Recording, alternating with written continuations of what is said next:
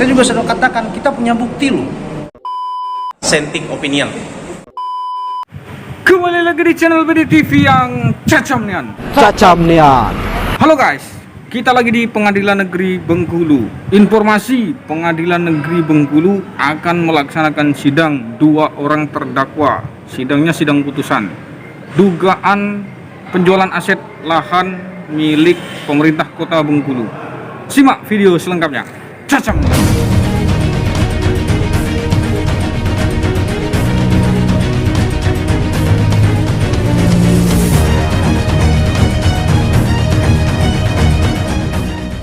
Pengadilan Negeri Bengkulu menggelar sidang putusan kasus dugaan penjualan aset lahan seluas 8,6 hektar milik pemerintah Kota Bengkulu di kawasan Perumnas Korpri Kelurahan Bentiring, Kecamatan Muara Bangkahulu dengan 2 orang terdakwa, yakni Dewi Hastuti selaku pengembang dan Malidin Sena selaku Lurah Bentiring, Kota Bengkulu.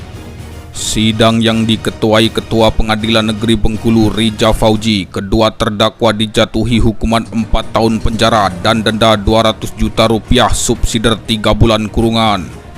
Kedua terdakwa dinyatakan bersalah melakukan tindak pidana korupsi sebagaimana yang didakwakan dalam pasal 2 dakwaan primer Undang-Undang Nomor 20 Tahun 2001 tentang pemberantasan tindak pidana korupsi.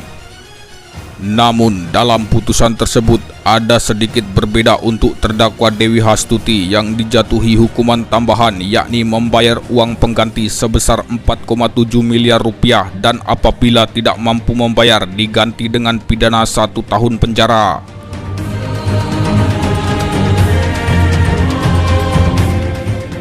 Majelis hakim belum terjadi dissenting opinion, dalam arti ada hakim yang berbeda, dalam hal ini ketua majelis hakim, namun kembali kepada suara terbanyak, maka telah dinyatakan terdakwa Malidin tadi sudah diputuskan dinyatakan bersalah telah melakukan tindak pidana korupsi sebagaimana yang didakwakan dalam dakwaan primer penuntut umum, kemudian menjatuhkan pidana penjara selama 4 tahun, denda 200 juta apabila denda tidak bisa dibayar diganti dengan pidana kurungan selama 3 bulan, kemudian terhadap penjatuhan penjara tadi dipotong masa penangkapan dan penahanan, ya.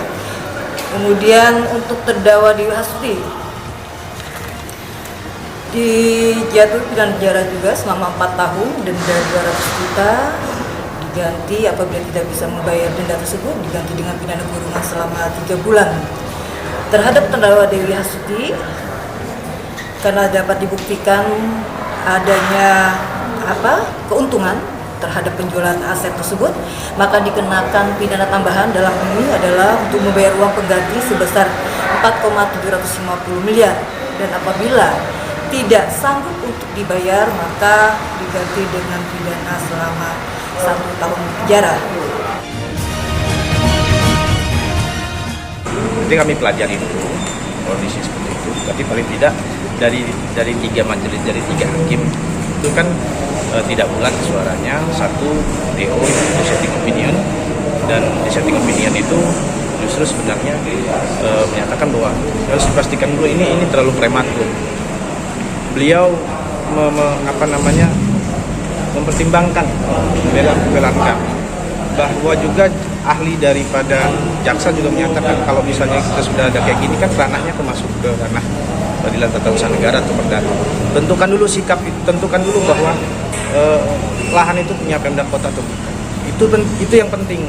Kalau memang misalnya itu sudah dilakukan baru gitu. Saya juga sangat sayangkan ya, dari posisi kita kerugian misalnya yang dipertimbangkan oleh majelis hakim bahwa kerugian 4 miliar 750 miliar 4 miliar 750 juta. Itu kan sudah kami sampaikan bahwa tidak semurni-murninya seperti itu. Tanah itu kan posisinya sudah diratakan, bukan murni bahwa itu tanah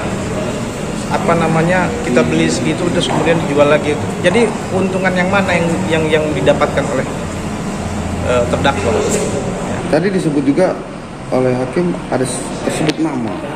Ya. Menarik juga. Abang sebagai kuasa hukum minta nggak tim penyidik untuk menindaklanjuti nama tersebut? Tim 9 harus bertanggung jawab. Ini kan masalahnya belum dianggap selesai. proses mereka, kalaupun misalnya mereka melakukan pengadaan, ini dianggap belum selesai. Jadi tim 9 kan kita punya bukti loh, di dalam 62 hektar itu ya, ada SKT yang diterbitkan oleh anggota tim 9 yang waktu itu Kades, punya kami. Jadi kalau itu dikatakan punya Pemda Kota, nah sekarang ini, kalau sekarang sudah dinyatakan itu punya Pemda Kota, nih yang sekarang masyarakat Korpri yang dulu dapat itu gimana nasibnya? Itu dia klaim punya Pemda Kota loh. Surat sertifikat hak milik sekarang itu apakah batal semua?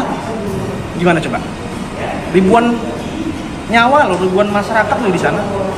Jadi tim 9. Jadi penting juga melihat dalam konsepsi hukum, makanya tadi kalau kita lihat di dissenting opinion itu ada penilaian asas hukum, asas kemanfaatan, asas sosiologis, itu harus dipertimbangkan. Gitu loh. Nah, dasar-dasar konsepsi itulah jadi, tapi ya sekali lagi saya bukan mengkritik dalam arti upaya hukumnya ada ke sana, sehingga saya tidak mau bukan memprotes apa yang sudah diputuskan oleh hakim ya, tapi protes kami itu dengan upaya hukum. Nah, kami akan pikir-pikir dulu soal putusan ini dibacakan dengan baik, tetapi ada hal yang menarik ya, sebagaimana yang kawan-kawan ketahui tadi, bahwa ketua majelis yang sekaligus ketua pengadilan negeri itu berbeda pendapat. Dalam istilah hukumnya adalah dissenting opinion. Ya, jadi hakim ini ada 3. Satu hakim berpendapat bahwa perkara ini tidak seharusnya diproses. Ya, jadi menurut ketua majelis perkara ini tidak terkategori tindak pidana sejalan dengan pledoi dan eksepsi yang sudah kami sampaikan. Tetapi 2 majelis yang lain, hakim anggota 1 dan hakim anggota 2 berpendapat berbeda. Hal yang wajar, silakan saja.